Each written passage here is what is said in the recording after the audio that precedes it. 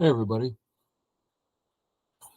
I'm going to show you a game from my favorite YouTube guy, the Baduk Doctor.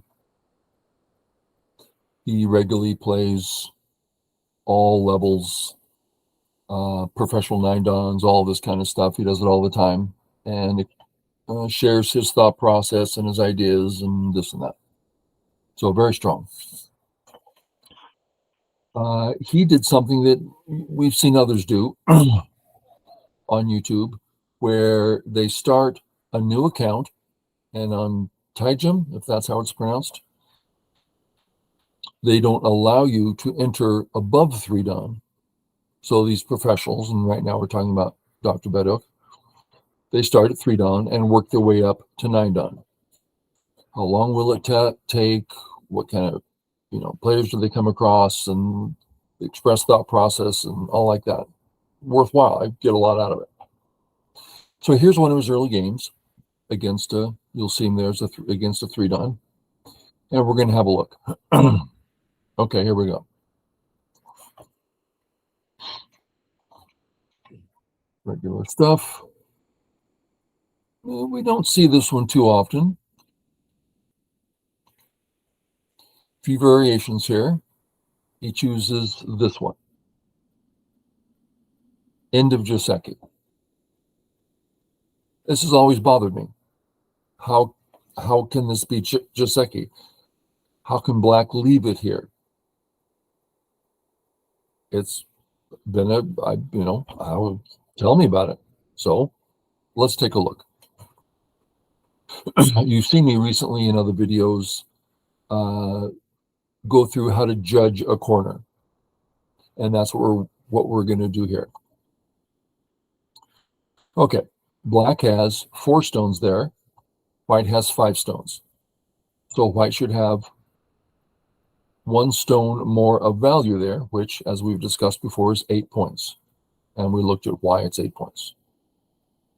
So white should have 8 more points there than black.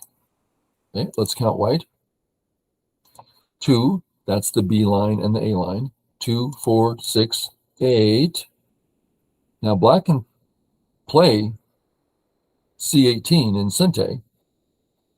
If white wants to keep the points there, yes. So it's like 8 points. And white's supposed to have 8 more points than black, and black has 8 points. So how many points should black have? 0. Black indeed has 0. Don't you find that weird? To me, that's really weird. So we know what white got. Points and virtual life. It's not exactly live, but give me a break. That's pretty close to life. What did black get? Outside influence, period, the end. Well, with his Sente, which he puts over here, which is not part of the Joseki, black likes the outside influence. So good for black. So I find that very interesting. Okay, onward. He does the pinch. Lots of ways of dealing with this. He chooses the very basic way, just gets a group in the corner, and a good amount of little points there, 2, 4, 6, 8, 10 plus points. We're not done yet. White needs to stabilize. And now for black. Q players are going to play this way. We'll play it out. Black gets out. Black gets some points. He gets some life. And they would be satisfied. But it's only, I would take a guess, at about 80% for black instead of 100%. So it's 70, 30, whatever it's going to be. White gets some stability, and white's not cut because that's a little net there. We don't have to depend on the ladder. This is actually not so good for black. So let's look at the other way. Instead, black jumps out much faster. Again, this pushes from behind, which we're told is bad. Push from behind, these slow moves. So Joseki is to push ahead. But right away we see black is weak right there. Let's see what happens with the weakness. If white wants to live, that's the way. White is virtually alive with a handful of points. But black has Sente in a position where he loves having Sente, right? He can grow well. He can play Sente if he wants. I mean, this is very pleasant for black. So white doesn't want to do that. On other boards, it's fine. And we won't go into just lots and lots of details, but we'll stop it there. Okay, white comes out. White jumps quickly. And done. Black is clearly settled. He has a nice handful of points in an area where he had every right to have points. White has a nice wall and certainly health for the moment. And on down to the bottom. Here, I have a knee-jerk response. And after thinking about it, I would still play my knee-jerk response. Let's look at what it is. I would come out. Let's look at why. If black doesn't come out, black gets surrounded, and white has a very nice wall into the center. Very pleasant. Black doesn't like this. Secondly, if black ignores, this white stone's alive. If black tries to do something about that, he can't go for the kill because it just dies. So instead, black has to play this way. And if he tries to kill, this cut's really nasty. Some real problems for black here. So black has to find another way of dealing, another way of dealing with it. And he's going to live in the corner, granted, but there's some powerful moves there. When black breaks that, this no longer works for white.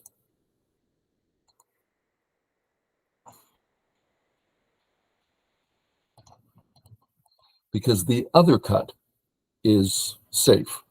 So it saves one of the two cuts. So this black honey negates that sequence. So you see there's a lot of reasons to play here for black. And in my mind, it fits here. So when he doesn't play here, I find that very interesting. Right away, I'm hoping white starts in on stuff. I want to see how black handles this. On this board, if black just, for instance, plays here, the center wall isn't that interesting. And yeah, black's going to live in the corner. So it's like not really time for white. Okay. Also notice that black can live easily on the bottom. Let's just see what I'm talking about. Easy life. We all know this. It's easy. So a safe stone. That's my point. Black plays a safe stone. White pinches. There's no comfortable way on the bottom anymore.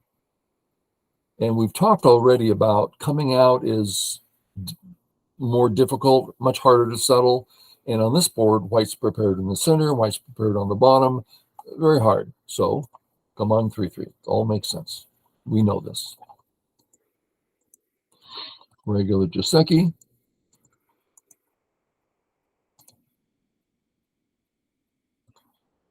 Now we come to my second knee jerk.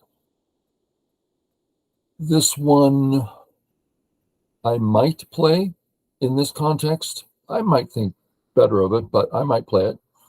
And that's this move. Let's look at why. If black doesn't, black does whatever. White has this move. First thing, area one is not small. We all like having area one as white. Secondly, if black doesn't respond to this, come on, this white stone is alive. Well, that's big and a little bit nasty. So you see the power of this white move. Meaningful. And if black removes that, it just makes white even better on the left.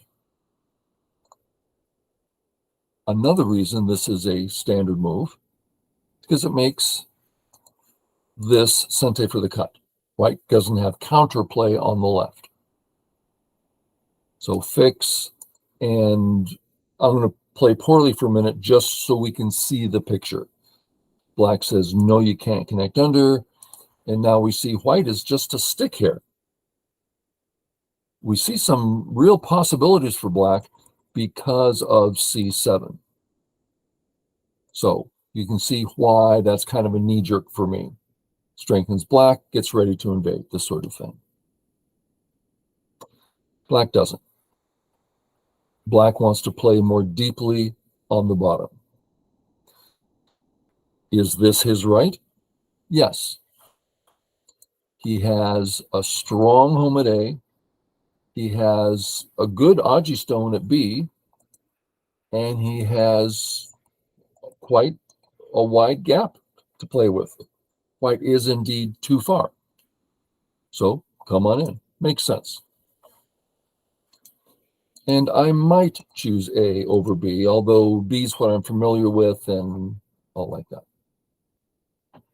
Black comes in. White plays here. I would immediately be concerned about the bottom right. Looks like it's going to live, but I don't like the pressure I'm under. But we have to continue with our first idea, or else don't play it. Come down. Come on over. Hane, which is sente. If white tries, for instance, to start taking that eye away. Atari. Let's go with another Atari and out in numerous ways. It's pretty fast, lots of room. It's going to be hard to catch the blackstones. So white wants to remove that. Plays here. Black, white. And now I start wondering, is black going to run out? I kind of don't like it because it really has no eyes. Maybe one in Gote and completely behind enemy lines. I didn't like this at all. So I'm perking up at this point. What's he going to do? He does the Atari. Okay, yeah, obvious move. What are you going to do? And he plays here, and it took me a minute to realize this is alive because it looks so small and so like, really? That's alive? But yes, it's alive. And it's sente, because if white doesn't respond, we just walk right into the big area. So let's check out the result. Black has used up an area of 3 by 3, 4, 5, 6, 3 by 7. Black has used up over 20 points of white space in sente. Sounds reasonable. White has a new idea, a new center, really looking big. We want to take care of that as soon as possible.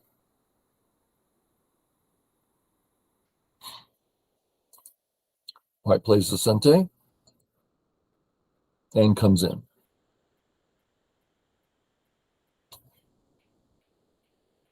I would wonder what to do. I find this to be somewhat confusing. To me, go positions are puzzles. And the first part of a puzzle is frustration, and I don't want to, oh, it's hard. I don't want to do a puzzle. But the second part is, just a minute, I know how to do this. This is a process. I can go through my process and come up with an answer. And my students all know the process. And okay. But we're not going to talk about the process right now. We're going to talk about the generalized way of thinking about it. And that is, of the three entities, which is the A, B, and C stones, the important one is A. That's what we're committed to. Are they in trouble? No, they can run to the center. They can make a life. They can run to the right. They have that white stone to attack. I'm not seeing a problem on the A group. He hasn't even hardly approached us. I don't want to talk about that. At this point, the A group can run to the right. This did not change that. It can still make all the moves it did before to the right. So no attack on the A group. That's the point. Next important stone is the C stone. Did white remove one of our options for health? Well, we used to be able to run this way. We can still run that way. And when we do so, we're bothering white a great deal. So no, he hasn't bothered our C stone. And our B stone isn't in question. It's 4, 5, 6 to 1 in black's favor in that local situation. So no, we won't be defending. I find that getting to that conclusion is very satisfying. I will not put a defensive move down. So many of my students, it's just something you see. I've been doing it almost 40 years. It's like you see it all the time. They defend when they don't have a weak group. Happens all the time. And I'm like, check it out, think it through. So we're going to be attacking white. We're going to remove one of his options for health. He can run to the right, making this an option. The problem is when he runs that way, a bunch of black stones there. He'd rather not go that way. So that's not our first choice. He can run to the edge of the board. Well, kind of a dead end, right? Let's give him another move. Let's give him another move. Let's give him another move. There's no more moves. That's the end of the board. There's not a lot of running he can do in that direction. He would prefer to run to the right. That's a comfortable direction. And that's where we can play to start building up our upper right quadrant. So the move makes sense. We can find it. I like solving puzzles. Okay. White comes up. Right away we notice we can't really go that way anymore. It's a dead end. So he just attacked, just removed an option of health from that black stone. We will now be defending the A stone. What's our second option going to be? Our second purpose? Let's just look. Yeah, we can run that way. And I guess we're helping. We're doing stuff. Seems a bit vague. This way, a lot of white stones down there, not to be recommended. This way, a lot of white stones there. I don't think so. I guess we could start like running this way and maybe we'll be sure of an escape route. But none of those make sense. If I was at that spot in the process, I'd be a little frustrated and notice that, well, white's not attacking me all that much. Yes, he's attacking me, but maybe I can help from a distance. And we've talked about that in a number of videos, helping from a distance. And that's what he does.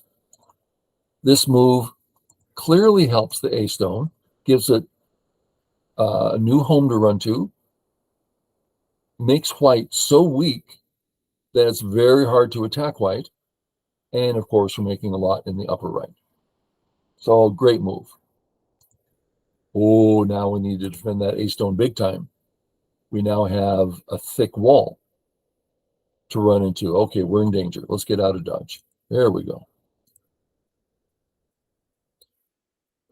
When white plays here, he's affecting the two groups. We have to decide which one needs more help. And most of these decisions are reached by little 2 and 3 move readouts. For instance, in this case, we see white playing here. Hurts a lot and helps white and is big. If we see this move, it doesn't hurt so much. This move, sorry, I'm trying to put a white stone down. There's other things we can do, other directions to go. But the A group looks like it needs more help. So here, big move, health, threatens to cut and kill the whole top. White comes out. Time to keep running. Peep and stop black from running that way. We'll now be defending this group. I think of this way, well, looks kind of like a stick. Why don't we go the other way? All of a sudden, we're encircling area, which creates points, which creates eyes. There's that move we don't like, and it's big. Sente. So he uses this one, which gives white more on the right, a thicker area, more secure area, but it's white's. That's decision's over. It's white, so give it to white. Get Sente, start building more shape. No need. Build more shape. The cut's not going to work if we have this stone in.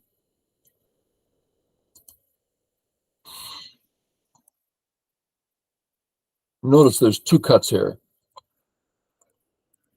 Cut there. If black says no, then there's a cut here. Right? And his new stone connects it out.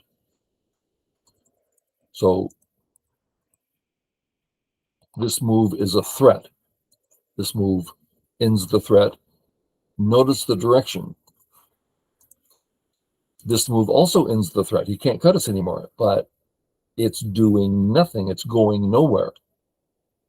This black move is running to the right and making a better path to go that direction. Okay, obvious. Sure, good stone to keep. Let's go this way, right? See, there's cuts here. Let's look at this one. There's a lot going on here. Just for instance, what we don't need to do, for instance, is let's just say that's one eye maximum, and maybe not even that, depending, right? There's stuff to do. Okay, so this move fixes that little area. Black had a weakness there. We're fixing it in Sente. Nice little fix. Okay, break them, natural. We can do some Aji up here before we get back to business. Just follow it through here. Okay, so we cut off a group. It didn't get us out. It didn't get us eyes, but it's getting Aji in place for free. Now we have a target. Black's A group has no eyes. Okay, so now with that information, threaten to kill the stone, which will give us life. Threat, threat, boom. Isn't that pretty? Okay, onward. We're about to get cut. If so, it's the A group versus the B group. The A group has a lot of space and liberties, much more than the B group. We have time to surround. White cuts, no problem. And we start our new battle. This allows white to cut. We stop the cut, which is also really big in the upper right. Just play it easy here, all connected. Notice white did all the outside he could, and now his liberties are really quite narrow. Just